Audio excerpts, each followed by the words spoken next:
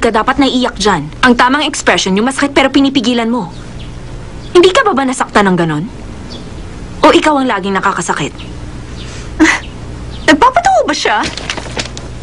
Ang character, isang lalaking iniwan ng mahal niya.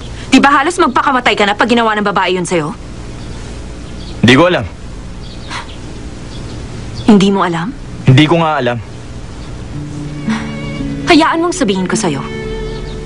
Hindi ka kaagad makakakain at hirap ka rin makatulog. At kapag gumising ka, parang impyerno. Dahil hindi mo maiintindihan kung bakit naging strangers na kayo ng mahal mo. Hindi ka makapagsabi sa ibang tao. Dahil sikat siya. Kaya naman, iiyak ka mag-isa.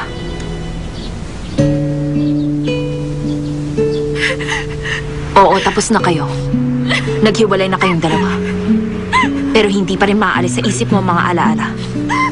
At habang pilit kang kumakapit sa alaala, lalo lamang dinudurog ng sakit ang puso mo.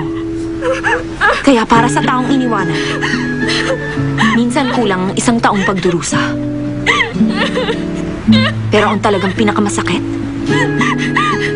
ay yung isiping hindi ka iniisip ng taong minahal mo.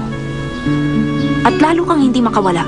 Samantalang ang taong mahal mo, tsak na masaya na sa bago niyang buhay. Hanggang sa gustuhin mo nang mamatay. Pero ayaw mo rin. Dahil ibig sabihin, hindi mo na siya makikita.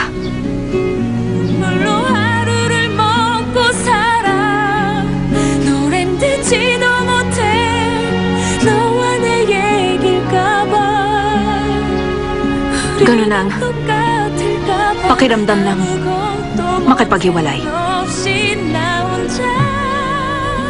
Kaya habang hawak mo ang kamay niya, ganun ang pakiramdam. Ganun ka kadesperado. Naiintindihan mo? Pupunta yun.